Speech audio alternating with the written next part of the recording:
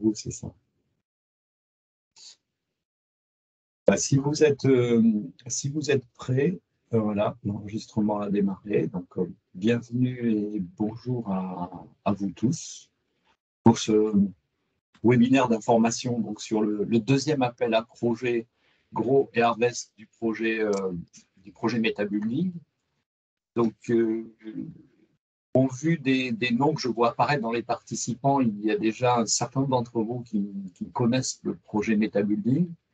Il y a, il y a même des lauréats des premiers appels à projets qui sont présents. Donc, bienvenue à vous. Et on va pouvoir passer un petit peu de temps ensemble, tel que prévu dans notre programme. Donc, du coup, on peut peut-être afficher le sommaire de la réunion. Voilà. Donc, on a 6 parties qu'on va aborder avec vous. Une partie où interviendront aussi à un moment donné Marlène et Colline pour pouvoir apporter des éléments ou des précisions spécifiques sur cet appel à projet, Grow et Harvest. On abordera aussi à travers ça donc la présentation du nouvel appel à projet par rapport à ceux qui connaissaient le précédent. Il y a quelques petites évolutions légères mais importantes à intégrer en tout cas. Donc on va reparler de cet appel à projet. On abordera en troisième partie donc les modalités de dépôt, les ressources, les suites et questions-réponses. Donc du coup, sur le projet Metabuilding et la présentation du nouvel appel à projet, ce sur quoi on va pouvoir aussi capitaliser, c'est sur le fait qu'il y a déjà eu un appel à projet Grow et Harvest, il y a déjà eu du jury européen qui s'est réuni, il y a déjà eu des lauréats, on reviendra là-dessus. Ça nous permet aussi de vous aider à être encore plus rigoureux et plus précis dans le dépôt de vos dossiers pour multiplier les chances de succès. Donc, globalement, on peut démarrer donc, le projet Metabuilding et juste afficher donc, les partenaires français du projet. Vous connaissez Nobatec INEF4 et Colline qui représente Nobatec INEF4 aujourd'hui et le coordinateur européen du projet et qui coordonne donc le projet à l'échelle des 15 partenaires. Il y a 15 partenaires au niveau européen qui coordonnent ce projet, et le cercle Promodule INEF4 et le partenaire France. Il y a donc 6 pays qui ont des représentants nationaux pour animer nationalement et internationalement l'écosystème autour de Metabuilding. Il y a donc la France, que représente le cercle Promodule 9-4. Il y a l'Autriche, la Hongrie, l'Espagne, le Portugal et l'Italie. Donc ces 6 pays, effectivement, jouent ce même rôle d'animation autour du projet Metabuilding et autour des PME de ces différents pays pour essayer de faire émerger des solutions d'innovation et pour essayer de pouvoir aussi aider les PME à être accompagnées dans le cadre du projet Metabuilding et dans les limites et le périmètre définis par la Commission européenne sur la façon de favoriser l'innovation au niveau justement des petites entreprises, des PME et des startups.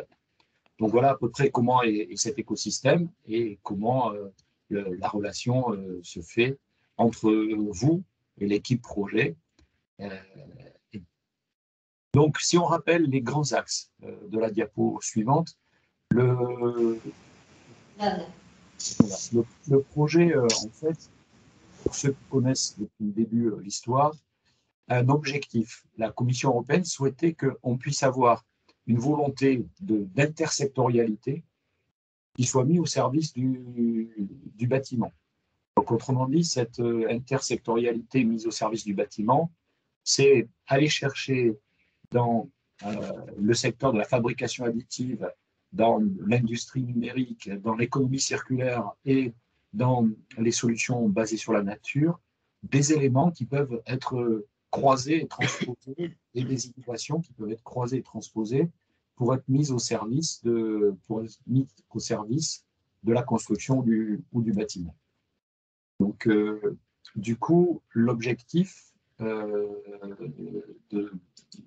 ces projets, c'est effectivement de faire en sorte qu'on puisse déjà trouver cette logique d'intersectorialité. Donc, c'est un élément important. C'est pas juste j'ai une innovation dans le numérique qui peut être suffisante pour dire je suis éligible à l'appel à projet MetaBuilding. On reviendra sur les détails tout à l'heure. Il faut qu'on soit dans cette logique d'intersectorialité pour pouvoir effectivement être éligible. Du coup, il y a effectivement un écosystème qui se crée. La diapo suivante montre cet écosystème qui s'articule et qui se rassemble autour d'une plateforme numérique qui est en cours de construction au fur et à mesure qu'on avance dans le projet.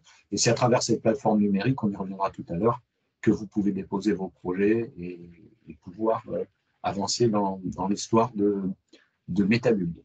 Donc, sur la diapo suivante, du coup, on m'indique que dans ce projet MetaBuilding, en fait, dans le financement de ce projet MetaBuilding, l'objectif est de distribuer 3 750 000 € pour financer des projets innovants des PME. Alors, vous avez compris, ce n'est pas 3 750 000 à une PME. Voilà, sinon ce serait bien, ce serait intéressant. Mais ça doit se partager. Alors, ça se partage en deux typologies d'appel à projet.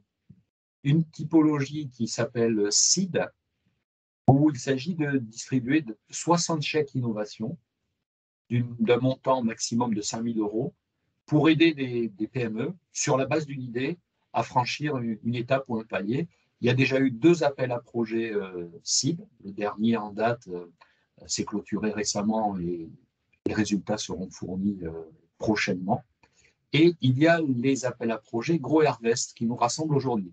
Donc, Grow Harvest, appel à projet, c'est des projets, par contre, ici, où le montant donné est de 60 000 € à un projet.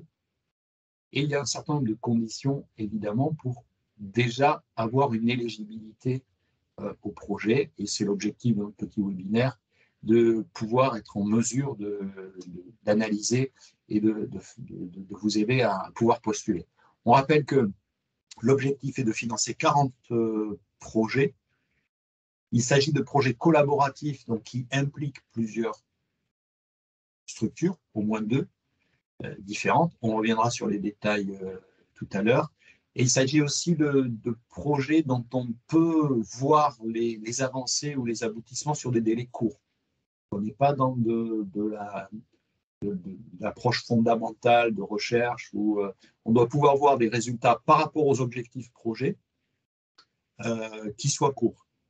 6 mois.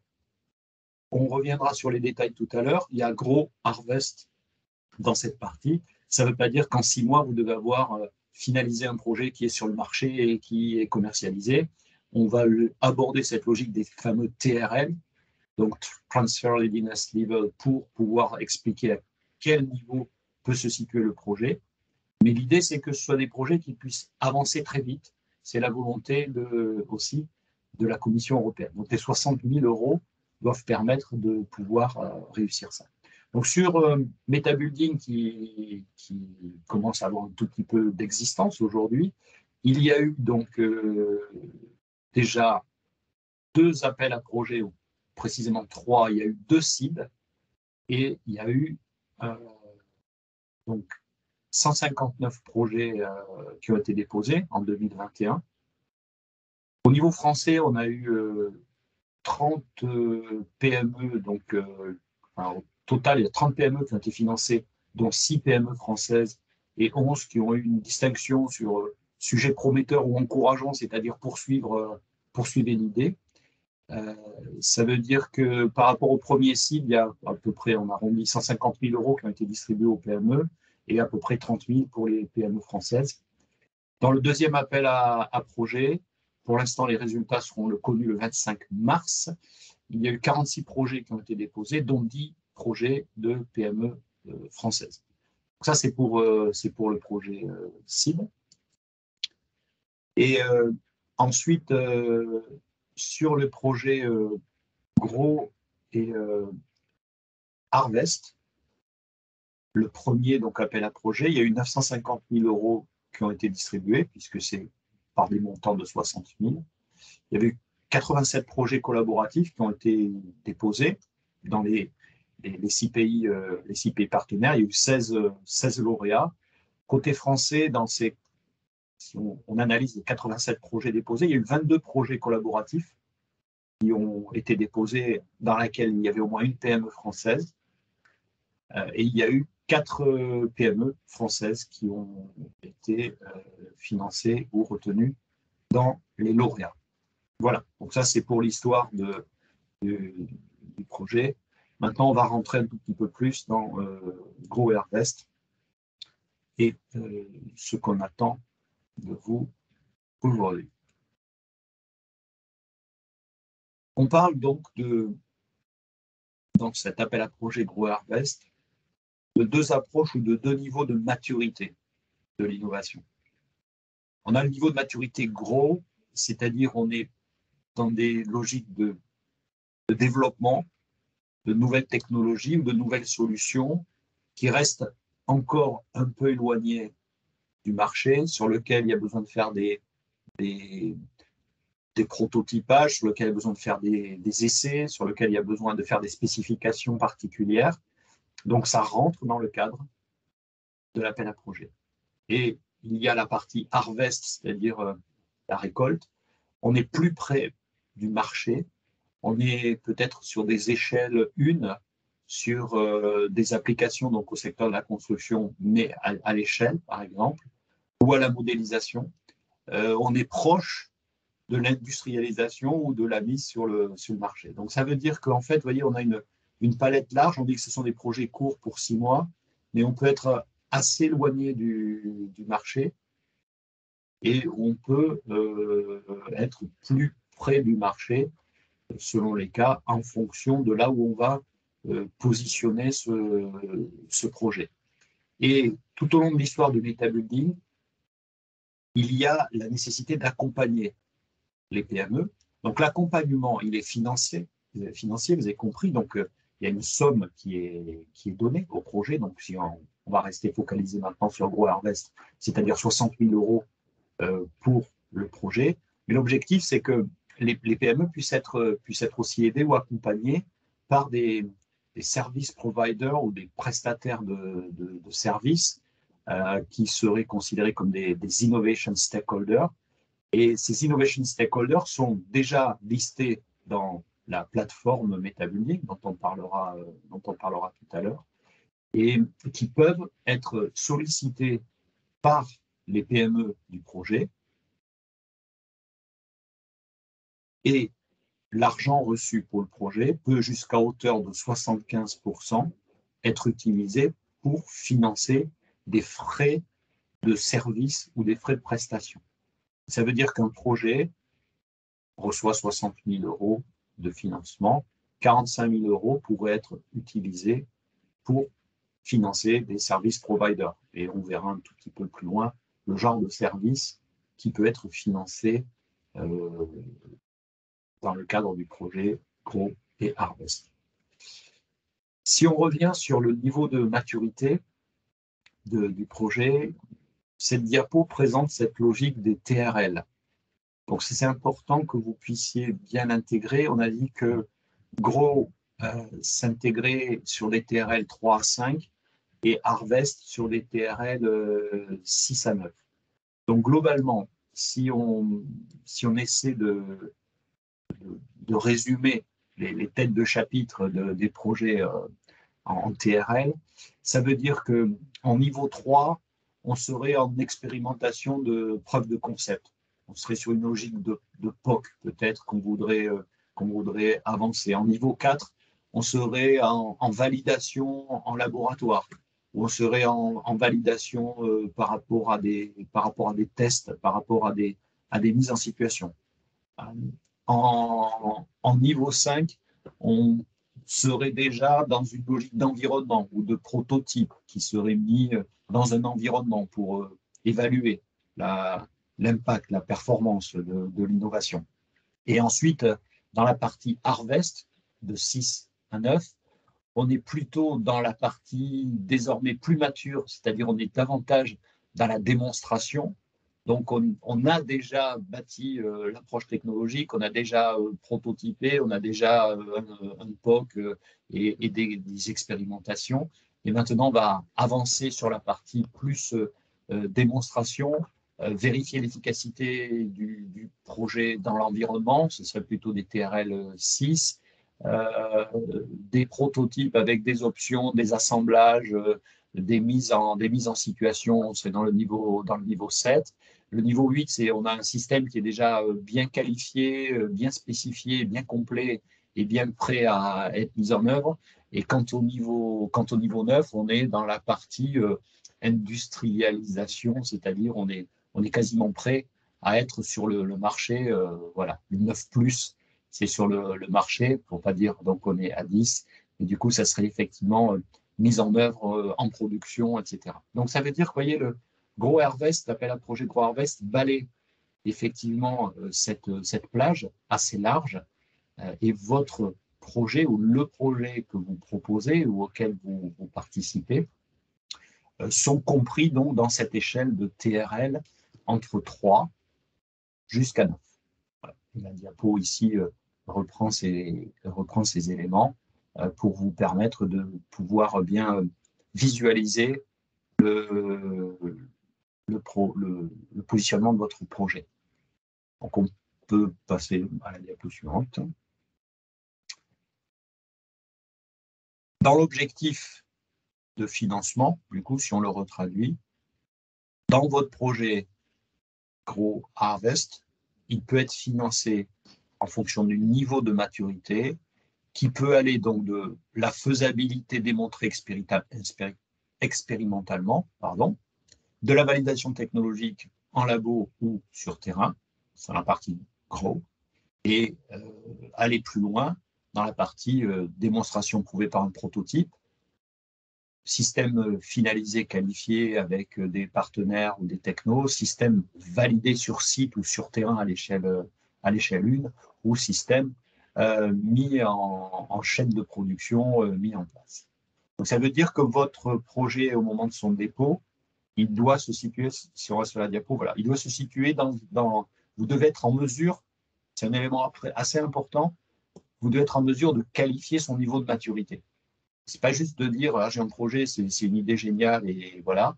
Il faut que vous puissiez bien vous poser avec les partenaires du projet pour dire à quel niveau de maturité on se situe, de manière à pouvoir, dans le dépôt de votre dossier, être très pertinent et très rapidement pertinent pour que les jurys qui vont étudier vos dossiers puissent vous positionner très vite dans cette échelle de maturité de votre innovation et voir la cohérence, effectivement, de votre dossier et l'intérêt, effectivement, de financer ce projet ou pas. Donc voilà, pour ce qui est de l'histoire de Gros Harvest, on reviendra après sur questions-réponses si on peut clarifier un certain nombre de choses. Si après, en direct, on ne peut pas clarifier un certain nombre de choses, on reviendra aussi par mail ou par écrit pour vous aider à vous positionner. Donc, si on passe à la diapo suivante, du coup, l'autre élément de MetaBuilding, c'est que il faut positionner ces projets, on l'a dit, dans un secteur qui vient apporter de l'utilité au système de la construction, au secteur de la construction, mais qui s'inscrit dans des challenges. Donc, ce n'est pas juste, on va les analyser, les challenges, on va les commenter pour que ce soit bien clair pour vous tous. Ce n'est pas juste de dire, ah, moi j'ai un truc génial ou j'ai un projet qui est super génial dans l'économie circulaire. Et voilà mon projet et je voudrais être financé pour aller plus loin. Ce n'est pas suffisant. Il faut que le projet puisse être qualifié par rapport à des thématiques qui répondent à des défis ou des challenges qui sont le résultat d'un long travail préparatoire dans les premières phases du projet MetaBuilding, à travers des ateliers qui se sont menés, qui ont été menés dans les 6 pays, pour essayer de définir qu'est-ce qui serait le plus utile au secteur de la construction à l'instant T en termes d'innovation par rapport à ce qui est souhaité ou attendu, par rapport à des besoins qui sont identifiés dans le cadre de ces différents ateliers. Si on prend le challenge numéro 1, il s'agit de croiser la construction avec l'économie circulaire. Et les projets doivent pouvoir être qualifiés sur 2 thématiques. Donc, thématique 1, matériaux produits ou systèmes recyclés pour la construction des infrastructures urbaines. Donc, on est sur un sujet un peu classique pour dire, ben voilà, je travaille sur le recyclage, le réemploi de certains produits et du coup, on a un aspect innovant de la démarche. Je réponds au challenge ou à la thématique de ce challenge. Et toujours sur l'économie circulaire, on a un deuxième élément, c'est comment des solutions numériques, voire d'intelligence artificielle, peuvent favoriser la circularité dans le secteur de la construction. Donc ça veut dire que le projet doit pouvoir avoir ce contenu-là et répondre en fait à cette consigne qui est donnée pour dire, voilà, je m'inscris dans la thématique économie circulaire et avec mon partenaire qui est plutôt numérique, on va travailler sur la thématique intelligence artificielle ou numérique pour favoriser la circularité. Donc, vous voyez que sur la partie économie circulaire, on a 2 aspects. Un peu classique, les matériaux et le recyclage, le réemploi, et un tout petit peu différent en disant comment le numérique et l'intelligence artificielle peuvent favoriser la circularité. Donc ça, c'est le challenge numéro 1 sur l'économie circulaire.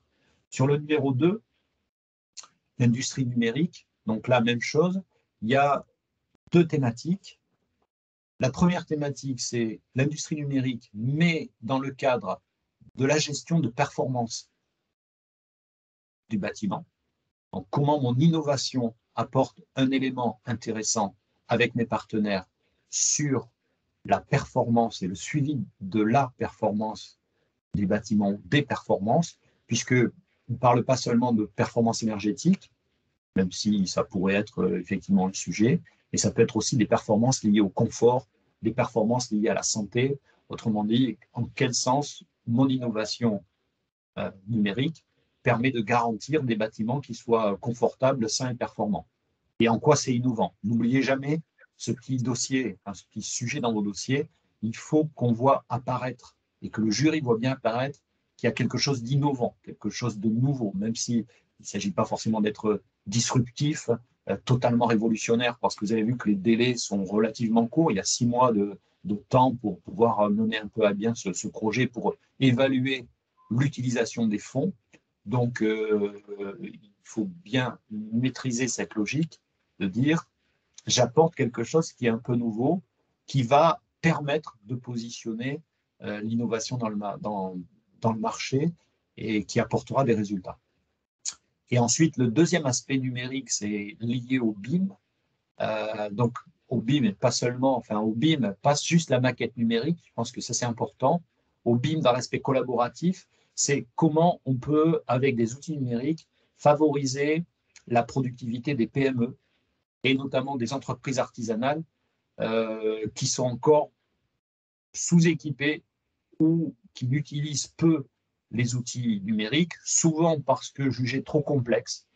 Et du coup, l'innovation ici doit permettre de favoriser effectivement l'usage du numérique pour les PME et en particulier donc pour celles du secteur de la construction et notamment des entreprises de réalisation, pour pouvoir effectivement les embarquer dans cette logique de travail collaboratif. Mais vous avez noté BIM simplifié, c'est-à-dire qu'il faut que ça soit accessible. Et si on schématise et caricature, il faut que ça puisse être accessible par l'électricien, le plaquiste, sur son téléphone portable, par exemple, ou sur sa tablette, pour pouvoir effectivement favoriser ce genre de choses. C'est une piste, ça ne veut pas dire que ça doit être que ça, l'innovation, mais ça s'inscrit dans cette logique.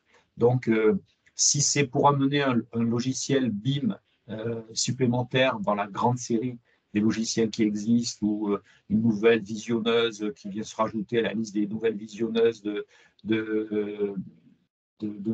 visualisation de construction en 3D, enfin, etc. Tout ça, ça existe et ça ne répond pas vraiment au challenge. Donc, ne jamais perdre de vue la consigne du challenge pour pouvoir maximiser les chances de succès. Sur le troisième niveau, solution basée sur la nature. Donc, deux aspects, des solutions fondées sur la nature, donc proposer des solutions fondées sur la nature avec un côté innovant. Donc, il ne s'agira pas juste de dire je fais de la toiture végétalisée ou de la façade végétalisée. Il faudra que dans le projet, il y ait bien quelque chose qui soit innovant sur cet aspect. Donc, ça, c'est l'élément 1 du projet où on peut positionner des projets, du challenge. Et dans l'élément 2, c'est je réponds à cet appel à projet sur la partie de la consigne système numérique et suivi de maintenance solution basée sur la nature. Donc, je pourrais effectivement m'inscrire dans ce challenge parce que j'ai mis au point des systèmes de captage, de data, de relevé d'informations qui permettent d'assurer l'exploitation de systèmes basés sur la nature, qui permettent d'assurer leur pérennité, leur maintenance, l'évaluation des performances, etc., etc. Donc ça, c'est le challenge numéro 3. Et enfin, le challenge numéro 4 sur la construction additive. Donc là également, vous notez qu'il ne s'agit pas juste de dire ah, ben, je fais de l'impression 3D. Il y a deux axes spécifiés dans le projet en termes de challenge. Une consigne sur réutilisation de déchets. Donc, autrement dit, dans mon process de construction additive et en 3D, je sors de l'utilisation classique des résines de base et j'utilise du réemploi, du recyclage de produits qui étaient considérés comme des déchets pour pouvoir les réintégrer dans le système. Alors, ça peut ne pas être que des déchets du bâtiment, hein, ça peut être des déchets aussi de la vie courante qu'on a pu récupérer, travailler pour pouvoir en fabriquer effectivement un élément de construction. Ça, c'est un aspect de la réponse à la construction additive. Et puis ensuite, il y a une nouvelle fonctionnalité. Donc, grâce à l'impression 3D, je travaille sur des approches qui permettent d'intégrer de nouvelles fonctionnalités et pas juste faire un mur qui se monte comme ça, mais je peux être capable d'intégrer de nouveaux éléments et de faire gagner du temps, de la productivité au secteur, d'améliorer de la performance, d'amener du qualitatif sur le chantier, etc. Donc voilà à peu près les quatre challenges. Et vous notez que dans chacun des 4 challenges, il y a 2 axes de travail qui sont différents. Donc, 4 x 2, 8. Ça veut dire qu'il y a 8 thématiques, en fait, qui peuvent être étudiées, structurées pour répondre à l'appel à projet Grow Harvest. Quand vous allez remplir votre dossier, déposer votre projet innovant, il faut que vous ayez en tête 2 choses. Premièrement, pour être éligible administrativement, il convient qu'il y ait bien clairement une intersectorialité évidente entre les partenaires, puisque les 60 000 € financent un projet collaboratif. Donc, il n'y a pas qu'une PME qui répond, il y en a au moins 2 dans le projet, et il faut qu'il y ait cette intersectorialité qu'on a notée dans les 4 challenges et dans les 4 challenges, dans les 2 thématiques qui peuvent être déployées ou développées. Ça, c'est un premier élément. Et le deuxième élément, qui est devenu obligatoire et sur laquelle la Commission européenne a insisté par rapport au premier Grow Harvest, c'est qu'il faut que ce soit transfrontalier. Il faut qu'il y ait dans le projet une PME qui n'est pas une PME du pays qui dépose le dossier. Donc, autrement dit, si on parle pour nous ici, les PME françaises qui sont autour de la table, il faut que dans votre projet, vous ayez une PME qui vient de notre pays européen.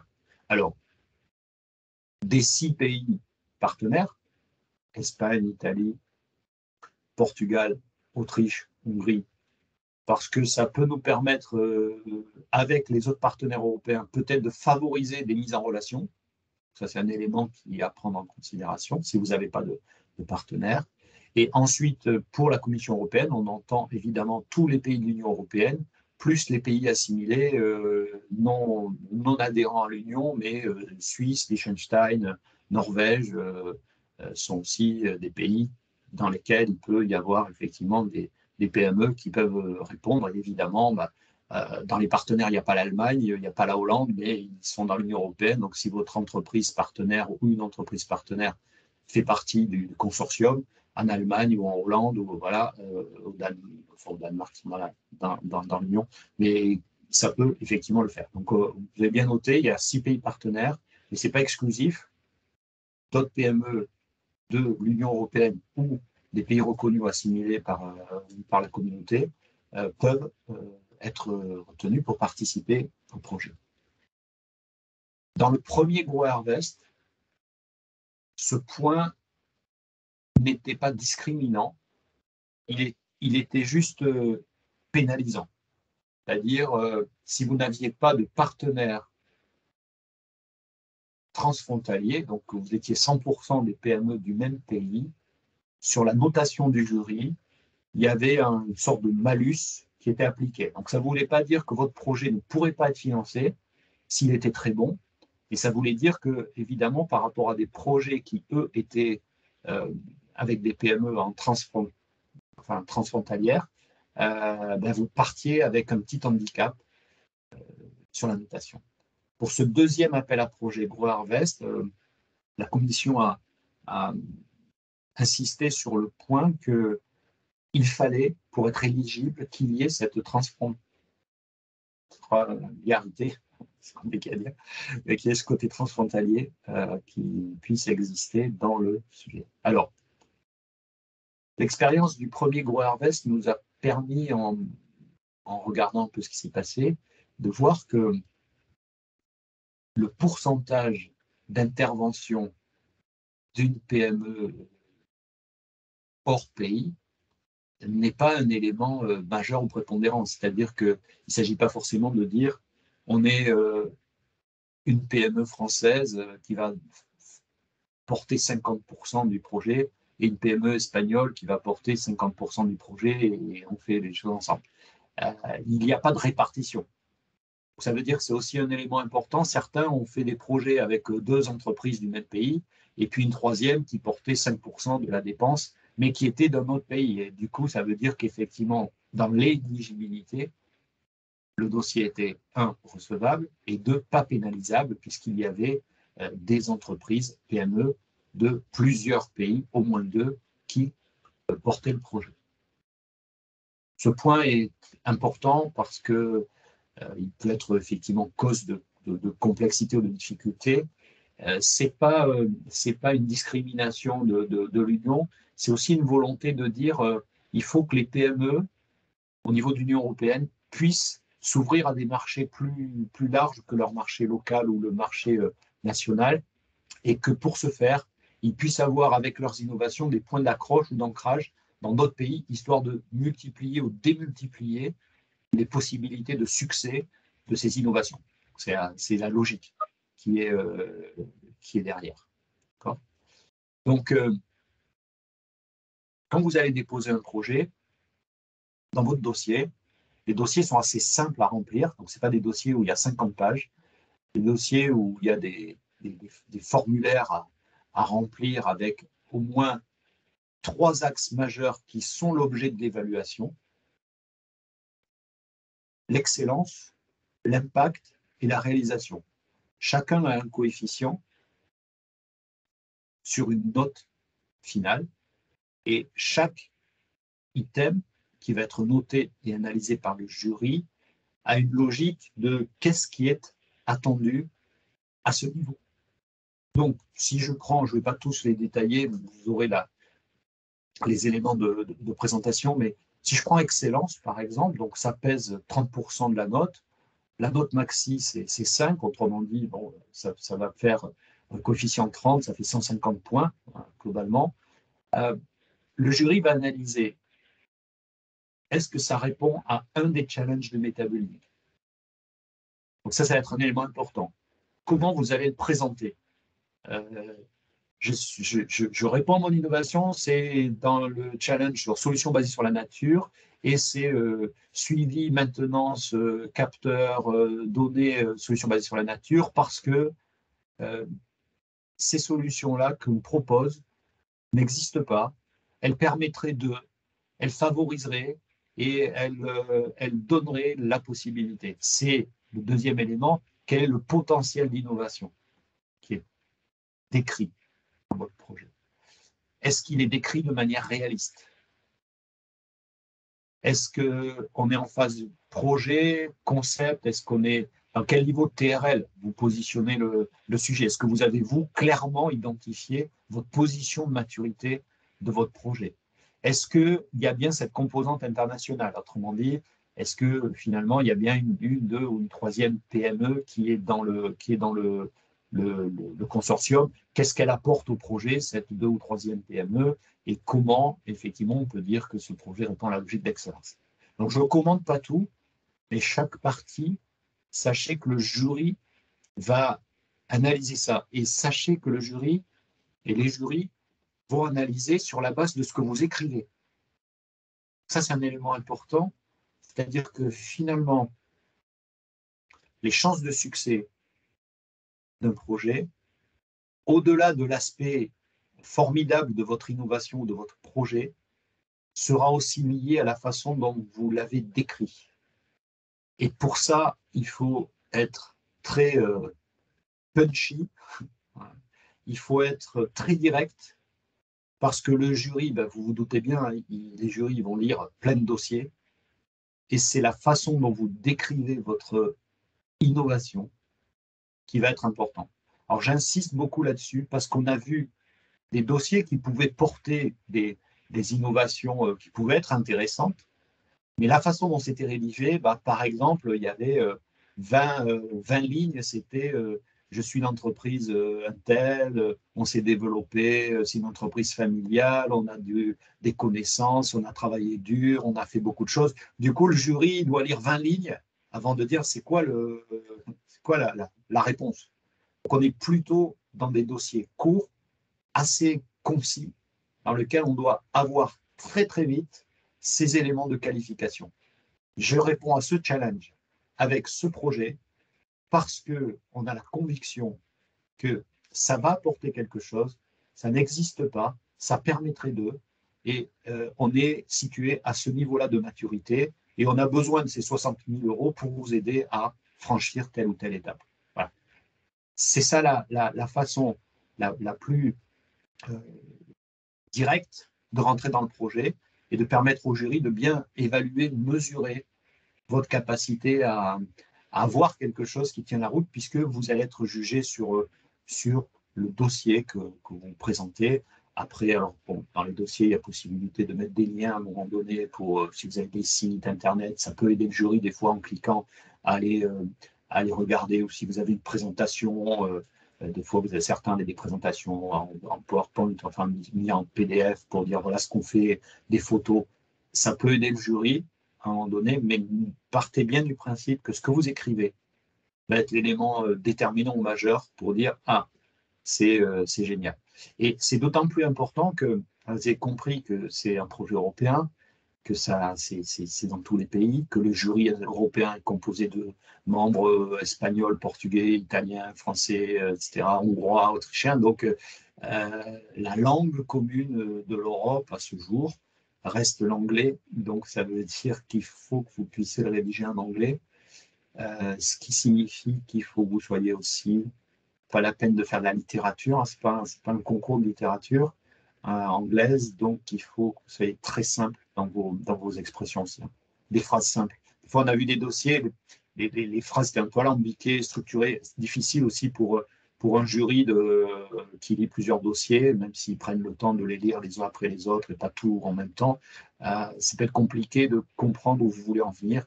Donc faites des phrases simples, sujet, verbe, complément, en ayant bien à cœur que quelqu'un va lire ça et il doit être convaincu en lisant que vous avez une idée géniale ou que votre projet est génial. Ça, c'est un élément important qui peut garantir le succès de l'opération. Donc voilà pour les éléments de contexte. On va passer à l'étape suivante, c'est-à-dire la modalité de dépôt des projets, je vais laisser la parole à Marlène, pour ne pas faire un monologue, qui va vous expliquer quelques éléments, cette fois-ci de logistique, de détail. Et ensuite, Colline abordera aussi 2 ou 3 éléments pour qu'on puisse compléter cette présentation et on passera à la partie questions-réponses ensuite. Très bien. Je reteste le son. Est-ce que c'est bon? Ça va, c'est bien, ouais. On entend. Je ne sais pas si tu cries, mais on entend. Pour l'instant, c'est bon. Je vais rester sur ce niveau sonore. Du coup, rebonjour à tous. Donc, pour compléter tout ce que vient de dire Jean-Luc, on va vous présenter dans les grandes lignes comment s'articule la plateforme, toutes les ressources également que vous pouvez y trouver et quelles sont les étapes en fait pour pouvoir déposer votre projet. Donc, vous y accédez normalement via ce lien. Alors là, je ne sais pas si ça va marcher.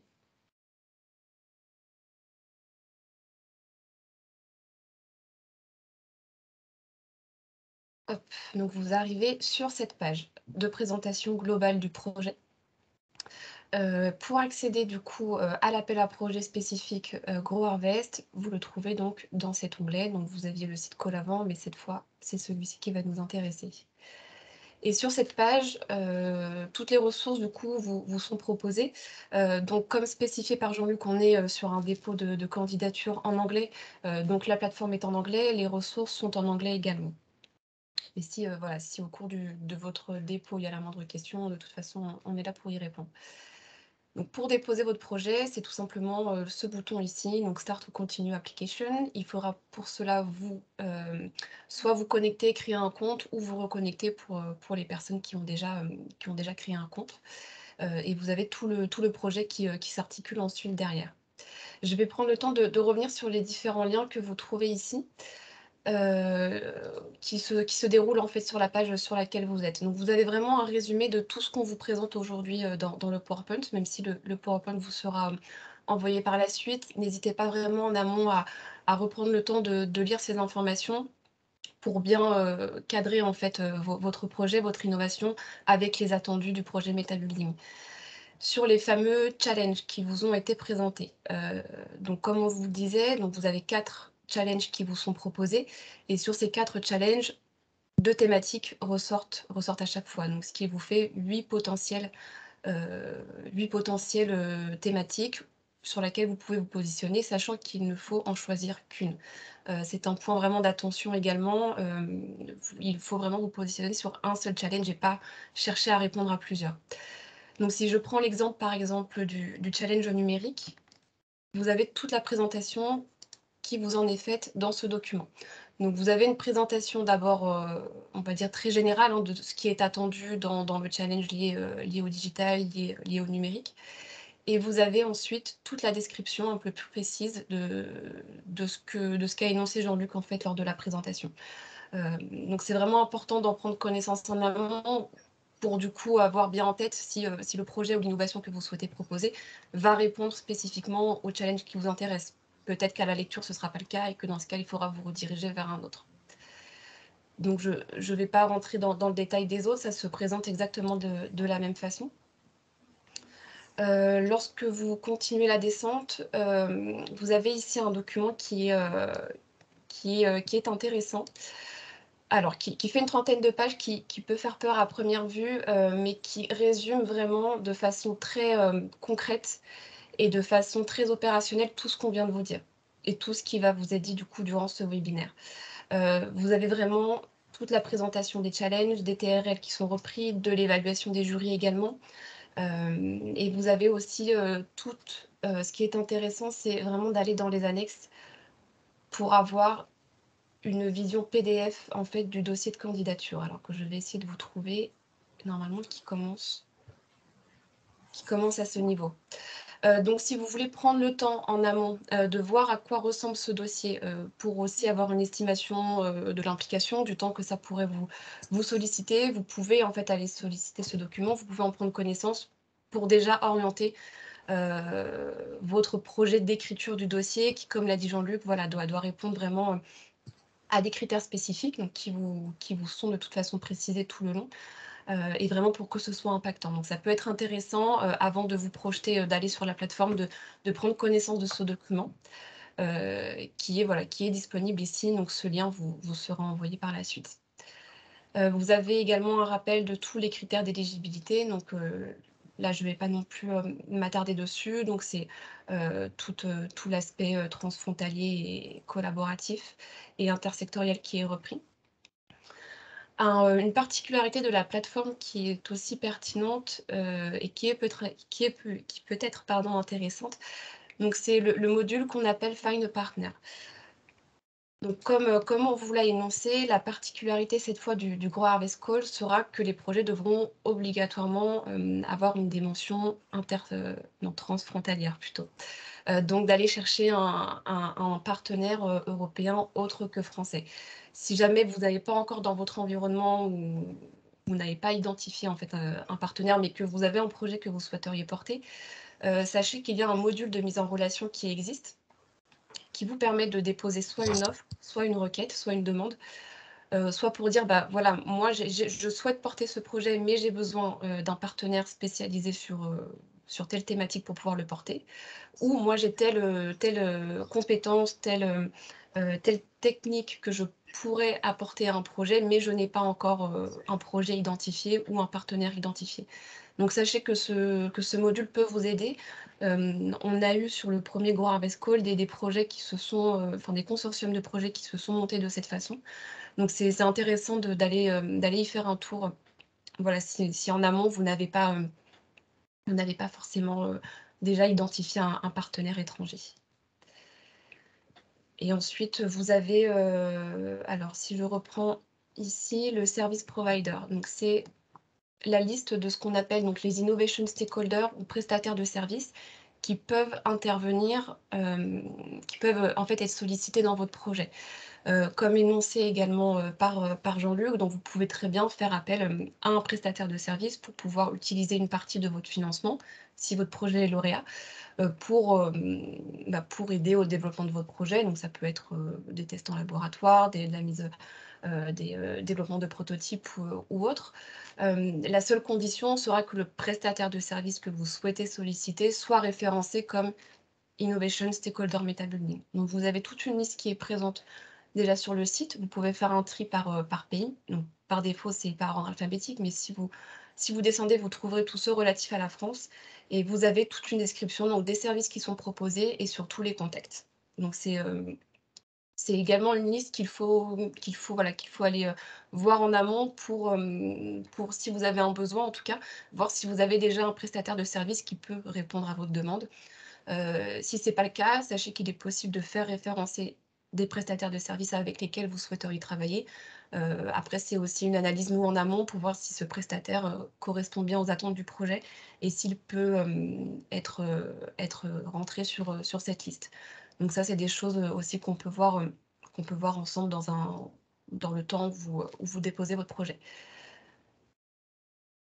Donc voilà sur ce point. Et vous avez à ce niveau, tous les documents en fait, tous les documents que vous devrez télécharger et qui devront être joints à votre dossier. Donc tout est au niveau de l'application procedure. Vous aurez, à un moment un budget qui devra être défini par votre consortium, et qu'il faudra joindre du coup à votre dossier. Donc sachez que le template, est téléchargeable ici. Également, toutes les modalités un peu administratives, donc les déclarations sur l'honneur, les, les documents relatifs à l'éthique sont à télécharger à ce niveau-là. Et vous avez tous les liens pour repartir sur le déroulé de votre candidature. Sachez que vous pouvez commencer une candidature, l'enregistrer, y revenir plus tard. Les informations sont bien évidemment, sauvegardées, donc vous n'êtes pas obligé de tout faire d'un coup. Et vous avez ici les différents mails, de ce qu'on appelle helpdesk, donc nationaux, les points de contact nationaux qui peuvent vous accompagner du coup, durant le dépôt du dossier. Sachant qu'avec Promodule, donc nous sommes, comme l'a dit Jean-Luc, le porteur du projet pour la France et que vous pouvez nous contacter directement et moi plus particulièrement, si, voilà, si vous avez des questions sur le dépôt de votre candidature. Donc sur la plateforme, je pense que, j'en ai fait pas mal le tour. Je vais revenir sur la présentation. Hem, donc ici, vous avez voilà, donc je vous dans vous recevrez cette présentation, mais vous avez ici tout un peu le descriptif des différents liens qui vous sont proposés. Pour revenir du coup, très brièvement sur les points d'attention dans la modalité de dépôt de votre dossier. Alors je vais le rebalayer rapidement parce que Jean-Luc en a déjà, parlé, assez, de façon assez concrète. Donc les projets doivent bien évidemment, être transfrontaliers, donc être, à minima portés par 2 PME, dont une des PME du consortium qui doit relever d'un des pays cibles Meta Building. Donc pour vous ici, c'est le cas vu que vous êtes des PME françaises. Donc il faudra aller chercher un partenaire autre que la France. Tous les projets, doivent être entièrement rédigés en anglais, y compris le titre. Donc n'oubliez pas il y a parfois des PME qui avaient tendance à d'abord, tout rentrer en français pour y revenir ensuite et faire une traduction en anglais.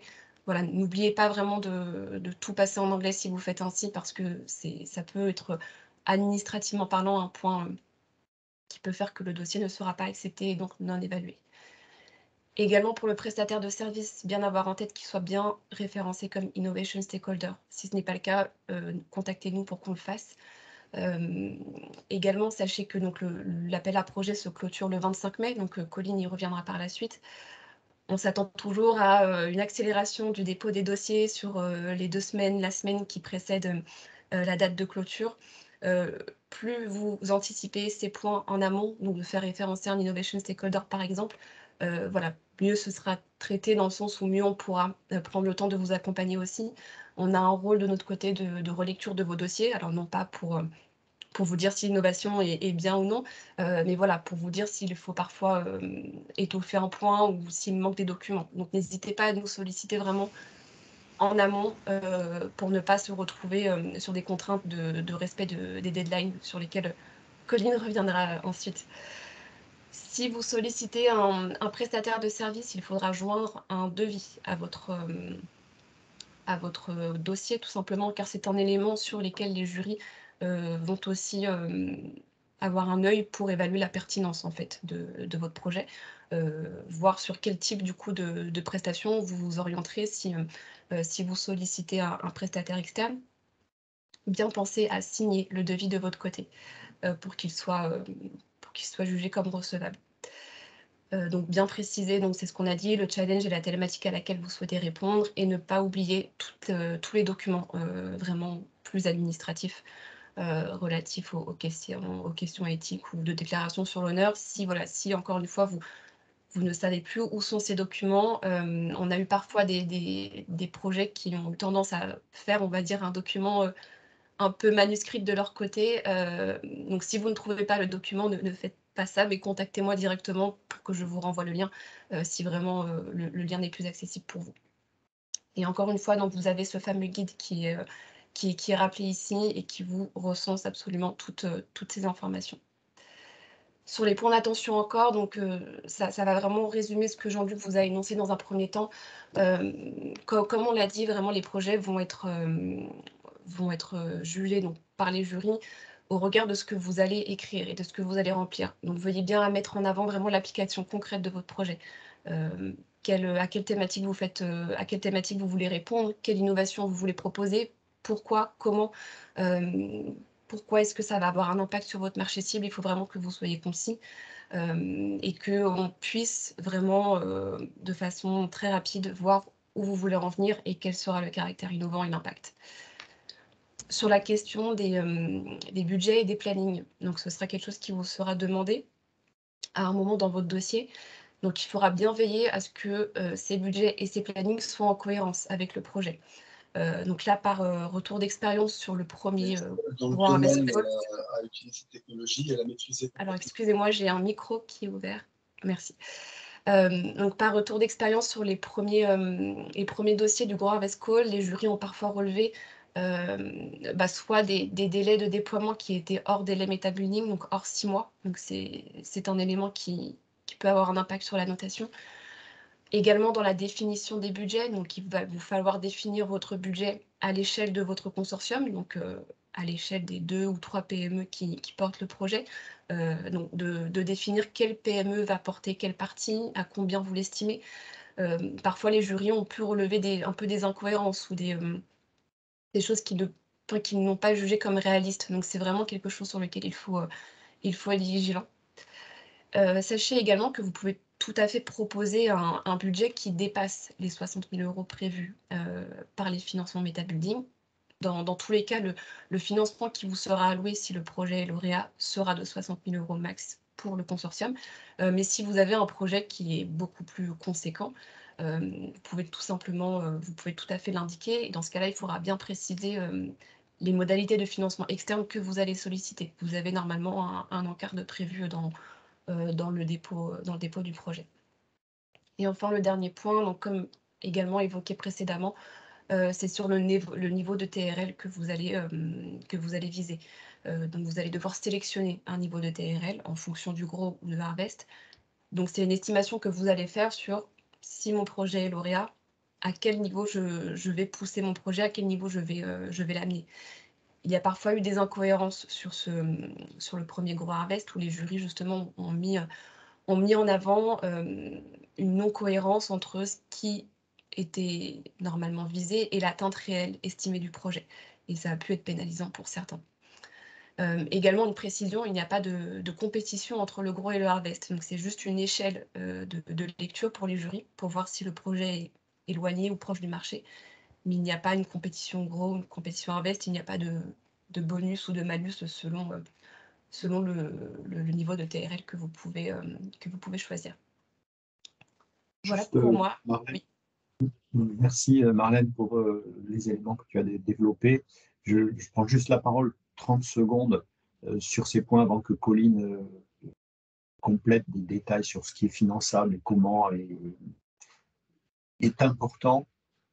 Quand on a une idée, enfin, quand on a un projet innovant, évidemment, on y croit, on pense que c'est génial et on a beaucoup de côté émotionnel derrière notre idée, et ça c'est tout à fait normal.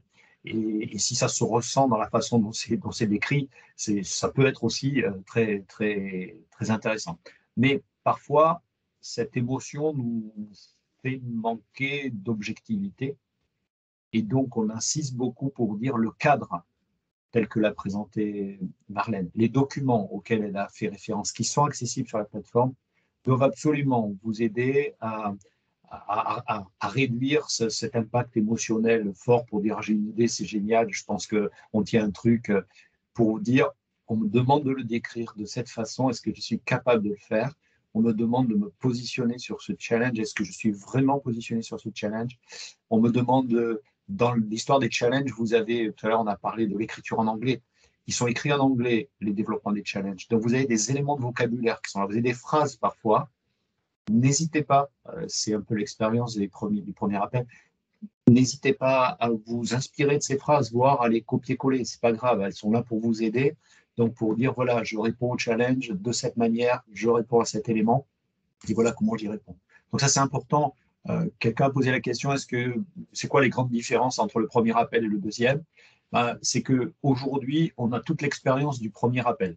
Donc, tout ce qu'on vous a dit ce matin, c'est pour vous dire, si vous écoutez bien attentivement et vous appliquez ce qu'on vous dit, vous maximisez vos chances de succès par rapport au premier appel où on n'avait pas le recul. On n'avait pas en fait l'expérience et comment les dossiers arrivaient, comment les jurys allaient les évaluer. Donc, c'est un premier point. Et le deuxième point important d'évolution, c'est que désormais, il faut avoir une entreprise de notre pays dans le consortium. Ça peut pas être, puisqu'on parle de la France ici, ça ne peut pas être franco-français comme projet d'innovation. Il faut qu'il y ait quelque part une entreprise supplémentaire.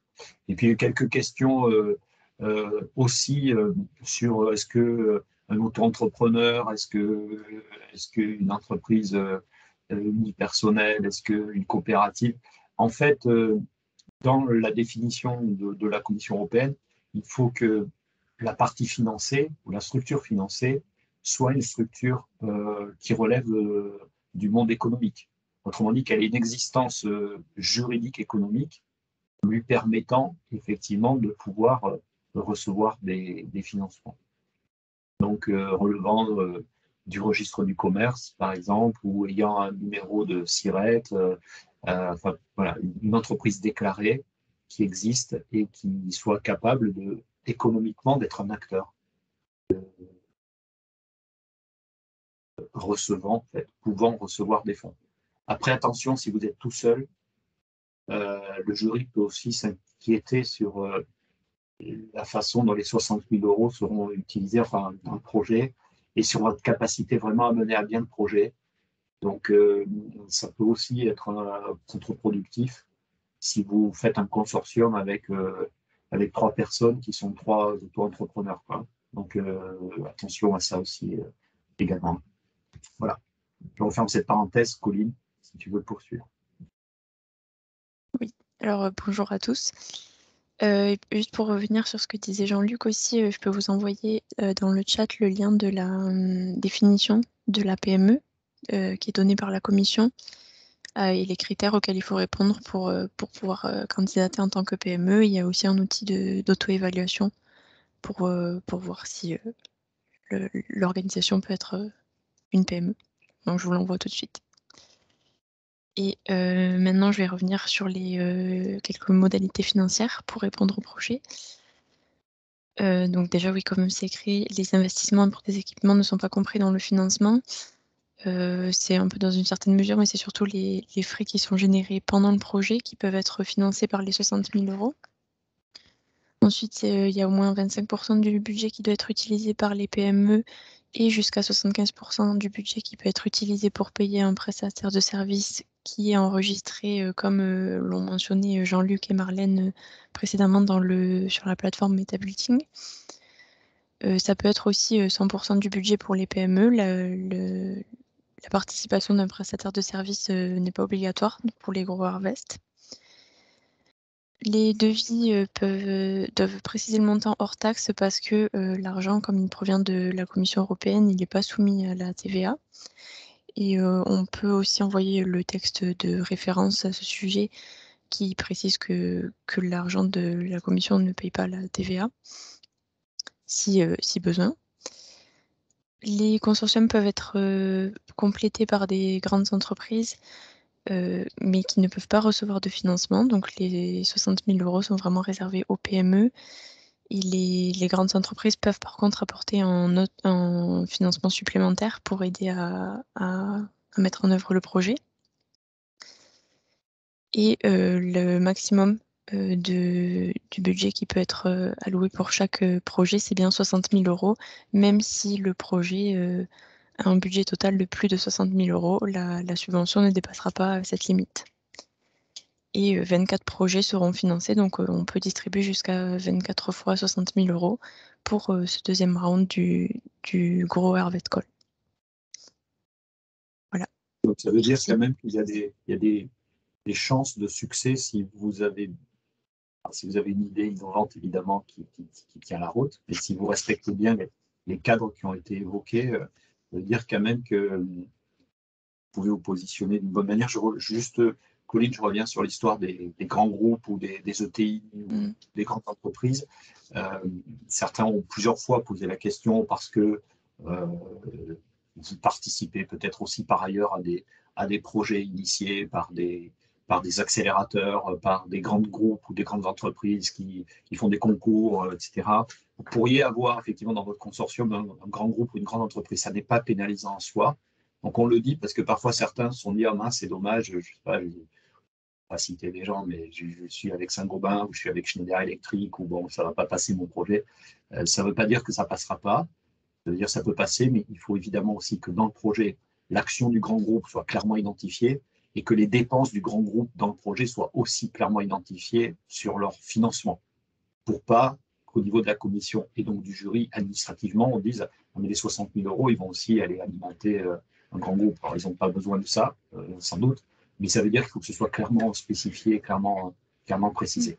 Et puis aussi, attention au montant. Hein, si vous vous pointez avec un dossier en disant il y a 6 millions d'euros de dépenses, 60 000 euros, ça va m'aider à ça, et puis bah, les 5 millions supplémentaires, ils sont financés de telle et telle manière, et en 6 mois, on va tout boucler. ça peut effrayer un peu aussi ça peut un peu effrayer aussi le jury, la commission, pour dire c'est quoi vraiment la capacité à être capable de mener un projet de cette envergure dans un délai aussi court. Donc attention aussi à ne pas avoir les yeux plus gros que le ventre pour, pour ces appels à projets dans le cadre de l'État public. Voilà. Oui, et dans le formulaire en ligne qui sera à compléter pour déposer les candidatures, il y a des emplacements, des sections spécifiques pour ces grands groupes qui peuvent participer. Donc, il faut renseigner des informations. Et ensuite, dans le tableau dans le budget aussi, même si du coup, c'était pas financé par la subvention, il faut quand même mentionner ce qui sera fait par le grand groupe. Voilà, donc je continue avec les dates. Donc l'appel à projet a été ouvert donc, depuis le 1er mars. Donc depuis le 1er mars, vous pouvez déjà déposer vos candidatures ou du moins commencer vos dossiers sur la plateforme en ligne, comme vous l'a montré Marlène. Il fermera le 25 mai à 17h. Comme disait Marlène, on est habitué à avoir beaucoup de dossiers de dernière minute, donc c'est bien d'anticiper au cas où il y ait aussi d'éventuels problèmes sur la plateforme, avec un trop grand nombre de personnes qui se connectent.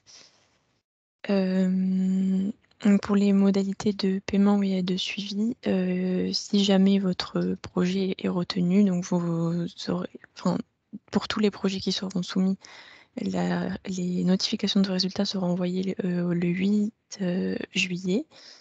Si votre projet est retenu, le premier paiement se fera au début du projet. Donc c'est 50% du montant total qui est versé à chaque PME en début de projet.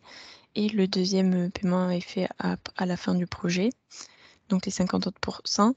Après la soumission aussi d'un rapport final qui doit être soumis maximum un mois après la fin du projet, qui lui-même dure 6 mois. Voilà, donc si le projet est retenu, donc vous en serez informé donc le 8 juillet et il y aura un document à signer entre toutes les parties, donc toutes les PME et tous les financeurs donc de chaque pays, le Grant Agreement, et avant le début du projet. Donc vous serez accompagné aussi dans cette procédure pour la signature de ce contrat. Et je précise juste sur la deadline du 25 mai 17h, donc on est bien sur 17h et sur une règle stricte, on a parfois des dossiers qui arrivent à 17h01 ou des contraintes, des PME pardon, qui visiblement peuvent rencontrer des contraintes. C'est pour ça qu'on vous demande vraiment d'anticiper autant que vous pouvez la soumission finale de votre projet. Car un projet qui arrive à 17h01, malheureusement, ne sera pas jugé recevable par la Commission européenne. Et on mobilise vraiment notre temps les derniers jours avant la fermeture du call, et notamment cette journée du 25 mai, du 24, du 23, pour faire une relecture attentive de l'ensemble de vos projets, pour faire remonter des documents manquants, des points d'attention, des choses que vous pouvez améliorer au regard de tous les éléments de rédaction qu'on vous propose. Donc n'hésitez pas à nous solliciter vraiment en amont pour qu'on puisse vous accompagner jusqu'au bout et qu'il n'y ait pas une problématique de deadline malheureusement qui arrive et qui puisse faire que votre projet ne soit pas recevable. Voilà. Je te laisse du coup reprendre la parole, Marlène. Oui, je pense que là c'est bon. Non, c'est moi qui continue, pardon. Donc en termes de ressources donc, que vous avez sur la plateforme, donc je vous l'ai déjà un peu présenté en amont. Donc vous avez ce fameux module Find a Partner qui est déjà disponible, que vous pouvez entre guillemets solliciter, enfin sur lequel vous pouvez vous rendre pour rechercher un partenaire ou pour proposer une compétence. Donc ça, on va y revenir après, mais la finalité du projet MetaBing dans son ensemble est la création donc, d'une plateforme de l'innovation ouverte à l'échelle de l'Europe qui proposera d'autres modules aussi d'accompagnement qui sont en cours de développement et qui seront ouverts par la suite. Je pense que Jean-Luc va y revenir dans quelques slides. Donc là, on revient encore sur ce module de mise en relation partenariale. Vous avez le lien donc, qui est juste ici. Et ensuite, donc c'est simplement en termes de ressources à l'échelle de la France. Donc comme je vous le disais, donc je suis un des points de contact principaux, surtout dans l'accompagnement des projets, et vraiment la réponse à vos questions. Vous pouvez m'écrire sur cette adresse, où je pense que la plupart d'entre vous ont déjà mon adresse mail, Cercle Promodule, donc n'hésitez pas à me contacter, directement sur celle-ci. Auquel cas vous avez une adresse plus générale, mais qui cette fois se fait en anglais, donc peut-être, voilà, moins pertinent, pour qu'on puisse, voilà, vous accompagner au mieux dans le dépôt des dossiers. Et là, Jean-Luc, je pense que c'est à toi. Voilà, donc derrière ce projet MetaBuilding, il y a deux objectifs. Aider les PME à faire de l'innovation au service du monde de la construction, essayer de faire bouger les lignes aussi à partir de la base. C'est les PME, start-up sont souvent au contact très très très proche du terrain et de certaines difficultés. Donc, l'objectif de MetaBuilding, c'est essayons d'aider l'innovation financièrement à cette échelle. Ensuite, l'idée, c'est pas juste de donner de l'argent aux PME innovantes, c'est aussi de créer un écosystème de l'innovation. Donc, l'objectif, c'est que, comme l'a dit Marlène précédemment, dans MetaBuilding, l'objectif, c'est de créer une plateforme technologique, donc pas seulement numérique, mais en fait une sorte de groupement de l'ensemble des acteurs de l'innovation dans lesquels il peut y avoir une sorte de marketplace de l'innovation et qui permet aussi d'être sur une logique d'innovation ouverte dans lequel tout le monde peut se croiser et tout le monde peut essayer de co-construire des actions. Autrement dit, si on veut réussir les défis posés par les enjeux du monde d'aujourd'hui et de ces difficultés dont malheureusement chaque jour on voit poindre ça et là des éléments qui viennent impacter quand même des pseudo-équilibres qui sont assez instables. Ça veut dire qu'on a besoin de travailler ensemble, ça veut dire qu'on a aussi besoin de coopérer, de collaborer, et c'est l'objectif de MetaBuilding, en fait, d'arriver à créer cette logique de la collaboration, de la coopération au service du monde du bâtiment qui a nécessairement besoin de réussir ces transitions énergétiques, numériques, environnementales, et d'éviter que chacun fasse ses trucs de son côté et que finalement on perde en efficacité, en productivité, enfin comme on le mesure très très souvent malheureusement depuis de nombreuses années. Donc ça veut dire que le projet MetaBuilding a été complété par un deuxième projet qui porte le nom MetaBuilding, mais avec une précision Labs, c'est-à-dire que ce projet MetaBuilding Labs, qui reprend un certain nombre de partenaires de MetaBuilding plus de nombreux autres, a pour objectif de créer cet écosystème. Et dans MetaBuilding Labs, l'idée, c'est de pouvoir mettre à disposition des entreprises des tests, des bancs de tests et des bancs d'expérimentation dans une logique d'innovation ouverte. Autrement dit, permettre aux PME de pouvoir accéder à des outils de spécification, de qualification au niveau technologique, sans être confronté au mur ou à la montagne de il me faut des ressources pour aller payer des tests en laboratoire, il me faut des ressources pour financer mes avis techniques expérimentaux, il me faut des ressources pour... L'idée, c'est d'arriver à gagner du temps là-dessus. Et donc, c'est pour ça qu'on dit la suite, c'est créer dans MetaBuilding cet écosystème dont vous pouvez être membre à part entière et le compléter aussi par des applications pratiques à travers cette partie MetaBuilding Labs. Voilà. Donc, il y a ces éléments et la plateforme MetaBuilding donc, permettra effectivement d'avoir cet accès en Test Your Innovation pour pouvoir dire, ben, voilà, vous allez avoir des éléments pour pouvoir aussi tester les innovations. Ça fait partie du projet MetaBuilding général.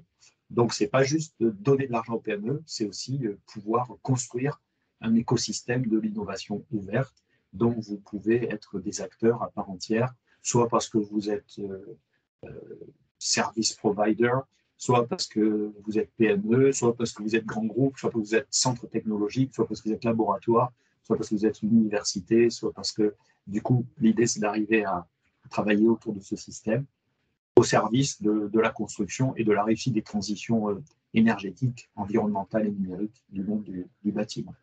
Donc voilà ce qu'on pouvait dire sur cet élément.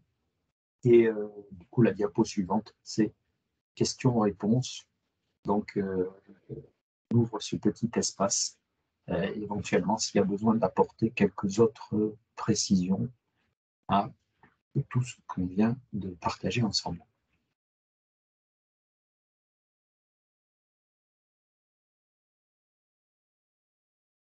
Je regarde ici dans la conversation de la réunion, on a traité toutes les questions, on y a répondu, vraiment. Je pense que oui. Il me semble. Très bien. Donc, est-ce que tout est clair pour chacun d'entre vous? Voilà. Pas de souci. Tant mieux. Alors, je vois. Je pense que chez Ettoré, on a une main qui se lève. Bonjour. Je voudrais savoir si un projet pour développer des matériaux pour des surfaces pour, comme on dit, des surfaces pour les sports ou pour des terrains des jeux pour les enfants, c'est-à-dire pour l'extérieur, ça pourrait être comme on dit, compris dans les scopes de la pôle. C'est-à-dire, ce n'est pas un building, hein, mais ce sont des surfaces, accessoires, Oui, je vois bien. J'ai peur que ce soit compliqué. Je ne vais pas donner une réponse absolue parce que à cet instant précis, pas forcément tous les éléments pour dire non, ça rentre pas du tout ou oui, ça rentre. Je pense quand même que dans l'esprit, c'est quand même lié au monde de la construction et donc c'est quand même lié au bâtiment, c'est-à-dire que ce serait pour dire c'est des surfaces à l'intérieur du bâtiment ou voire à l'extérieur, mais sur la toiture, couverture, sur la terrasse, des choses comme ça. La réponse ce serait oui. Là, et on utiliserait des matériaux recyclés, hein, c'est-à-dire. C'est ce que j'avais, enfin, c'est ce que je supposais que c'était ça le sujet. Après, je pense que si vraiment vous avez un sujet là-dessus, moi je peux pas vous dire ne déposez pas votre dossier. À la limite, vous pouvez tenter le coup. Pourquoi pas? Ça dépend de la pertinence aussi du recyclage, ça dépend de la pertinence des matériaux qui seraient recyclés, et ça dépend le lien que ça a directement avec le monde de la construction ou du bâtiment. Voilà, je pense que c'est l'élément qui doit être pris en considération pour pouvoir être éligible dans le périmètre. Ok, merci, très gentil. Alors, il y a une question, je réponds à la question de Cyril. Oui, la réponse est oui. Voilà, à travers, à travers des webinaires qui peuvent être organisés par les pays et aussi via le point d'entrée qui est le représentant national de MetaBuilding, donc pour la France, CERC Promodule. Il peut y avoir aussi des éléments permettant de recroiser avec d'autres pays ou avec des contacts qu'on a avec les autres acteurs dans les autres pays. Donc, c'est tout à fait possible. Et aussi, surtout, comme l'a montré Marlène, il y a le module Find a Partner sur la plateforme MetaBuilding qui peut permettre de mettre en relation des PME de pays différents. Ça, c'est possible. Je ne sais pas si ça répond complètement à votre question, mais c'est possible de le faire. Alors, une question aussi, c'est la question piège, c'est est-ce qu'on peut être partenaire d'un consortium et également stakeholder pour d'autres consortiums? Alors, je pense que Colline, on a déjà eu ces questions dans le passé, on a déjà eu ces problèmes à devoir régler. Je pense qu'il y a une règle qui se détache, donc peut-être Colline, tu veux rappeler la règle des Oui, stakeholders et des projets. alors c'est possible. Bien sûr, il faut, dans le cas où vous êtes une PME partenaire, il faut évidemment répondre aux critères pour être une PME et aussi aux critères pour être un stakeholder, du coup, dans l'autre cas. Et ça peut pas être dans le même projet non plus, puisqu'il faut évidemment que les PME et les stakeholders n'aient pas de lien direct ou légal. Et la limite des 60 000 € s'applique aussi. Ça va être confirmé, mais devrait s'appliquer aussi. Donc, par exemple, si vous recevez 30 000 € en tant que PME pour un projet, ce sera limité à 30 000 € en tant que Innovation Stakeholder pour un autre projet. Voilà. C'est ça.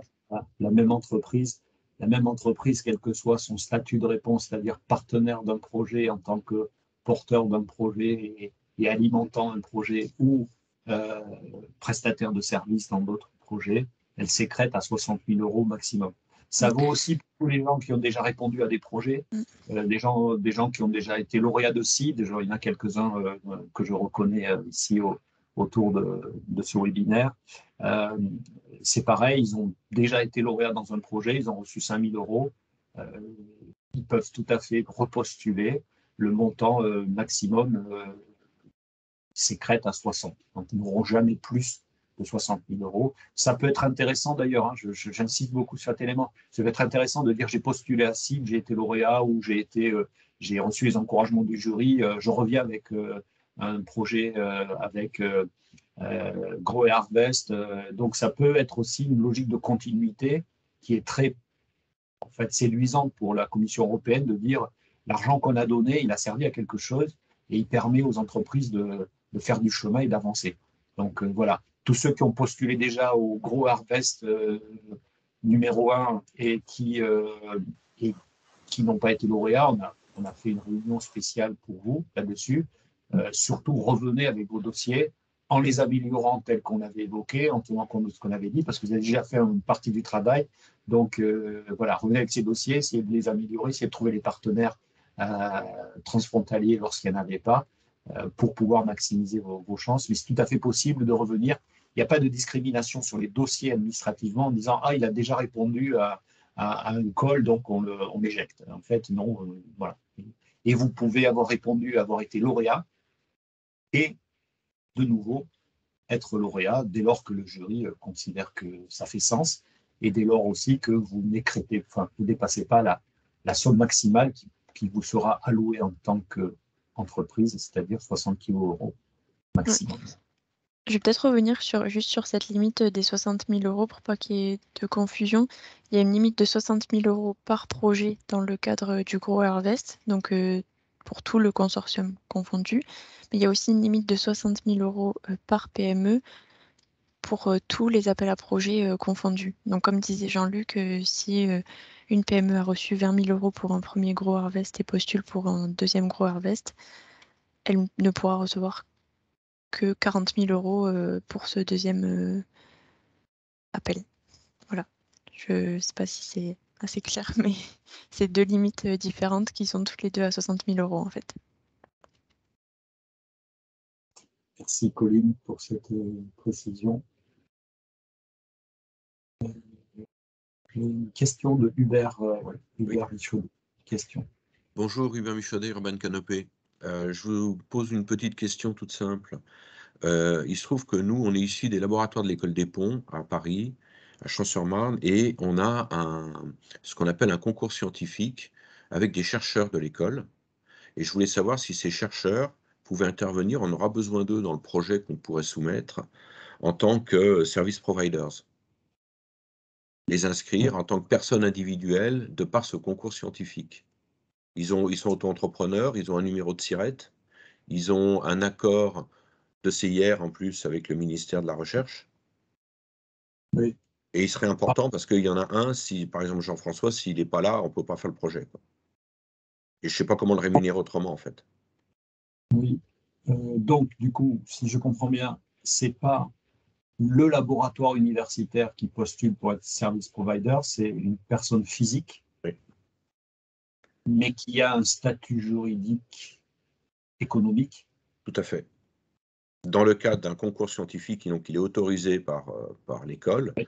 et on ne peut pas faire le labo, parce qu'avec 60 000 euros, le labo, ça ne va même pas suffire pour lire le dossier, quoi. On peut, enfin, sauf si Colline a la réponse de suite, on peut revenir vers vous sur ce point. Et l'élément serait que il faudrait qu'il puisse être effectivement répertorié en tant que service provider Ouais. dans la plateforme, que les services qu'il propose puissent être effectivement en cohérence avec ce qui est attendu dans le cahier des charges des services providers. Et à partir de là, effectivement, dans votre dépôt de projet, c'est cette personne ou ces personnes qui seraient fléchées comme les services providers avec des montants associés à la dépense.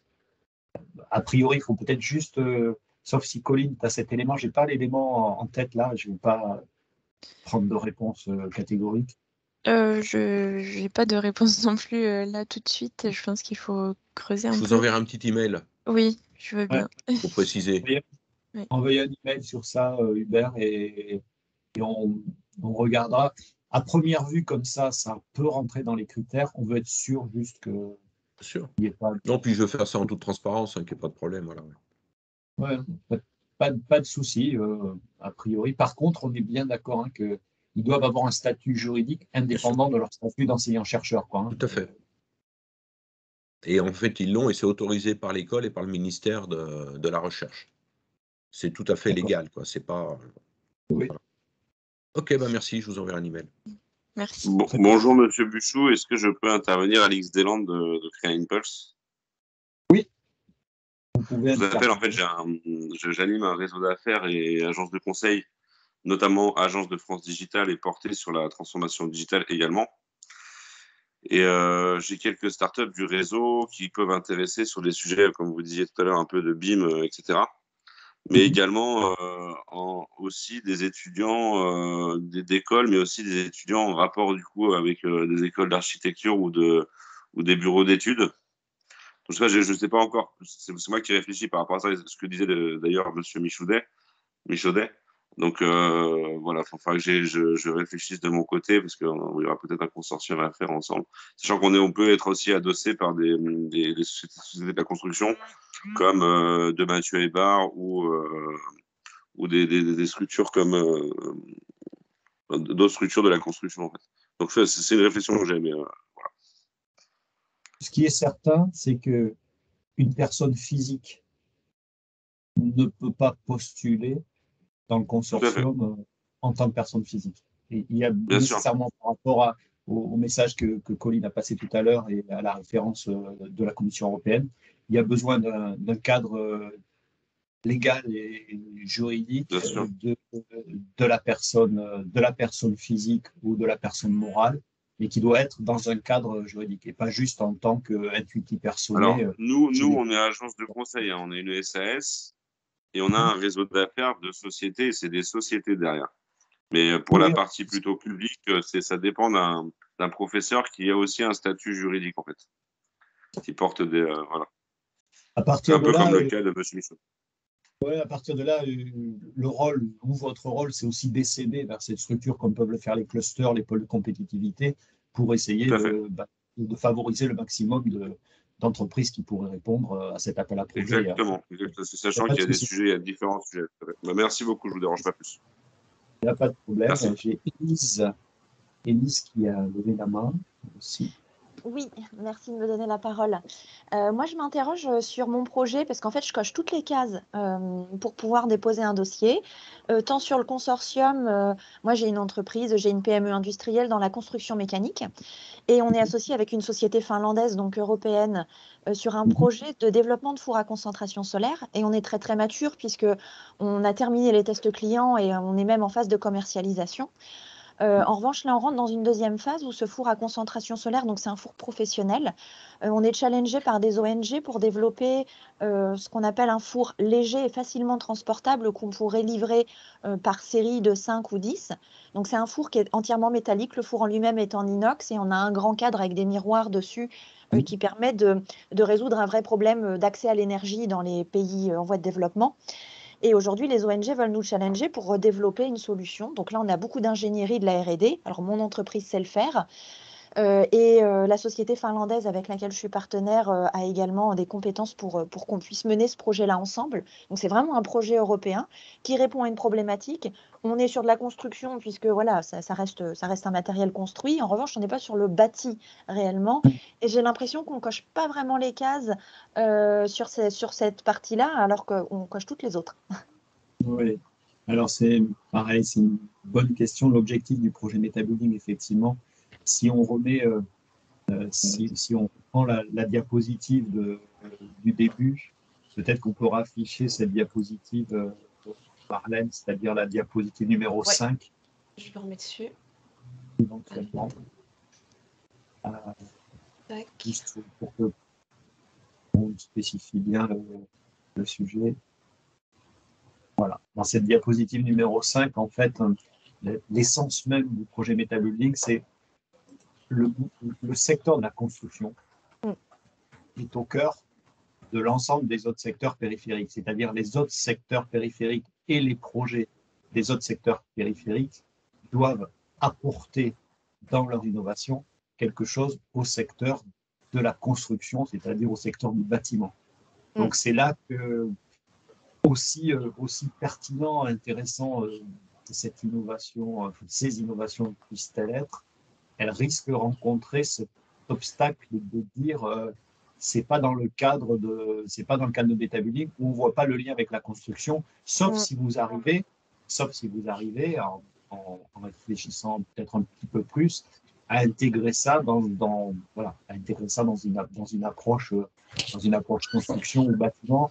Mais je pense que c'est plutôt, quand vous avez parlé des ONG, des pays en voie de développement, c'est surtout pour la cuisson, en fait.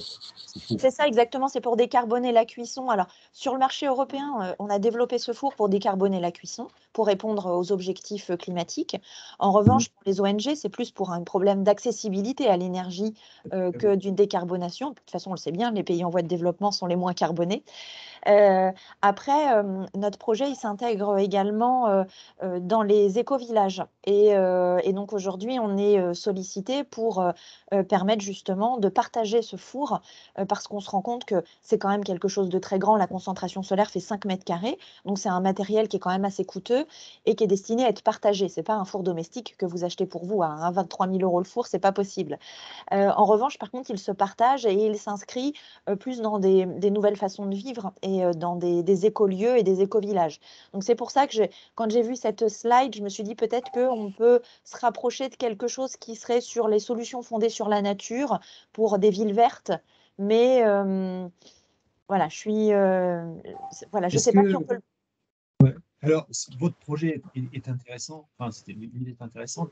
Est-ce que, alors, je ne veux pas me mêler du projet, mais est-ce qu'il n'y a pas moyen d'envisager, par exemple, de faire circuler un fluide quelque part derrière le four à proximité et qui permettrait de stocker ce fluide? Alors, quand je parle de fluide, je parle d'eau, par exemple, pour avoir de l'eau chaude, pour avoir de l'eau chaude sanitaire dans des endroits où elle est difficilement à produire. Parce que là, du coup, on pourrait faire le lien avec, ça peut servir à la cuisson, mais ça peut servir aussi à faire de l'eau chaude sanitaire et cette eau chaude sanitaire est distribuée. Alors c'est prévu. En fait, c'est prévu dans la phase de développement 2, puisque là on a terminé la phase de développement 1. Et en fait, c'est un projet plus global pour répondre à l'ensemble du marché parce que c'est une demande de nos clients aujourd'hui de faire circuler un fluide et de profiter de la convection de la chaleur autour du four pour faire circuler un fluide. Aujourd'hui, c'est de la tôle isolée et on pourrait. Donc c'est aussi parce que nous aujourd'hui on cherche des fonds pour financer notre R&D parce que la première phase on l'a fait en fonds propres et là on n'a plus de fonds propres pour pouvoir le faire. Et je disais fluide eau ou ça peut être fluide air aussi pour préchauffer, être connecté à des systèmes de ventilation. C'est-à-dire que là on pourrait partir de TRL très bas, on pourrait être dans la partie gros et ça pourrait Ça pourrait, dans ce cas-là, ça pourrait matcher avec MetaBuilding. Donc, si vous devez poser un projet MetaBuilding pour essayer de récupérer des fonds, je pense que dans la structuration du projet, il faut intégrer cette approche récupération d'énergie par des fluides qui peuvent être air ou eau, eau pour faire de l'eau chaude sanitaire ou du chauffage. Il n'y aura peut-être pas besoin de chauffage quand on a effectivement des concentrations solaires élevées, mais de l'eau chaude sanitaire et éventuellement aussi éventuellement un fluide air. Parce que dans des pays tempérés, ça peut être aussi une façon de récupérer de la chaleur gratuitement sans forcément être un système de panneaux solaires. Ça peut être une sorte de complément ou de différenciation par rapport à un panneau solaire. C'est une piste que vous pouvez peut-être essayer de réfléchir pour voir si vous pouvez développer dans ce sens ou amorcer de la R&D dans ce sens. Et à ce moment-là, ça rentrerait dans le cadre de MetaBuilding. D'accord, ok. Écoutez, oui, je pense que c'est plus comme ça que je vais le présenter. Alors nous, ce n'est pas des panneaux photovoltaïques, c'est des miroirs. C'est là où notre solution est très innovante. J'avais bien compris. D'accord. J'avais bien compris de quoi il s'agissait et il n'y a pas de souci, c'est impeccable.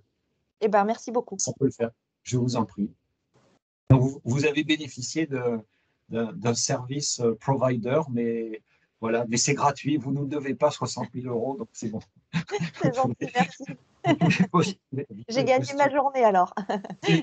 Peut-être que vous allez être dans les heureux lauréats et vous vous rappellerez de cette conversation à 12 h aujourd'hui en disant finalement, ça m'a ouvert une piste et vous avez eu raison de vous connecter aujourd'hui en tout cas. J'ai une dernière question peut-être pour qu'on reste dans le timing, sauf s'il y en avait beaucoup d'autres, mais Michel Benoît. Moi, j'avais juste une dernière question. En fait, je suis désolé de réintervenir, mais j'ai une société qui est belge, qui est dans le traitement de l'eau et de l'utilisation de l'eau via des usines de retraitement, mais et aussi de purification d'air également par des procédés vraiment, très, très écologiques. Est-ce que cette société-là peut rentrer dans ce cadre-là, sachant qu'elle est belge, par contre? Pas de souci. Belge fait partie de l'Union européenne, qui plus est, donc aucun problème. D'accord. Merci beaucoup. Il faudra juste du coup qu'elle soit dans un consortium avec une PME, soit d'un des 6 pays cibles, soit d'un des pays d'une PME associée aux plateformes sectorielles. D'accord, merci beaucoup. Ouais, j'ai juste une petite question, si vous m'avez proposé. Je suis Michel Benoît, donc j'ai déjà participé aux premières MetaBuilding. C'est sur MetaBuilding Lab, je n'ai pas bien compris le modèle économique. Est-ce que quand on va mettre des technologies ou des choses sur ce lab, il y aura des échanges économiques avec les participants ou c'est un schéma un peu, on va dire, open source, free? C'est quoi le modèle économique? Alors, le projet MetaBuilding Labs a démarré plus tard que le projet MetaBuilding. Il doit durer plus longtemps, donc il y a encore 2 ou 3 ans de développement sur le projet. Donc, à l'instant T aujourd'hui, je ne suis pas forcément en mesure de vous répondre sur le modèle économique du Labs, du MetaBuilding Labs. L'idée, c'est quand même de faire partie de cet écosystème ou de cette plateforme. Voilà. Donc, il y aura une logique d'appartenance à une sorte de cluster de l'innovation ouverte. Et ensuite, c'est à l'intérieur de ce cluster de l'innovation ouverte que les modèles économiques se définiront par rapport à l'usage du Labs, quoi. D'accord. Et aujourd'hui, c'est encore un peu tôt pour pouvoir répondre à cette question. Merci bien. Et qui est pertinente, évidemment. Non, mais en fait, j'ai suivi 2 séminaires en même temps et je me suis dit, j'ai peut-être raté un petit peu des… Non, on a juste parlé de MetaBuilding Labs pour dire, voilà, il y a cette étape-là, mais il y a aussi l'étape d'aider aussi à aller faire du banc de test, du banc d'expérimentation à disposition des PME. Mais ça peut nous intéresser, effectivement. Hein. Donc, c'est pour ça que je posais la question. Et si vous voulez plus d'informations du coup sur le projet MetaBuilding Labs, déjà, je peux vous envoyer le lien du site et puis n'hésitez pas à nous recontacter directement, on peut vous rediriger. Okay. Merci bien. Très bien. Au revoir. Merci beaucoup à tout le monde. Je pense qu'on a pris le temps de répondre aux questions. Je ne pense pas qu'il y ait des questions dans le chat qui serait resté non traité. Donc, merci à tous de votre participation, de votre présence. On vous souhaite cette bonne chance pour cet appel à projet. On espère que vous allez être nombreux à continuer votre participation, à suivre MetaBuilding. Donc, n'hésitez pas à rester en contact, à vous rapprocher, à suivre nos communications aussi. On communique sur les réseaux sociaux, sur le site. Il y a également des informations qui sont passées régulièrement. Et donc, c'est de mettre de votre côté toutes les conditions pour pouvoir réussir. On vous souhaite une bonne fin de journée et on vous remercie de votre participation et de votre présence avec nous ce jour. Au revoir.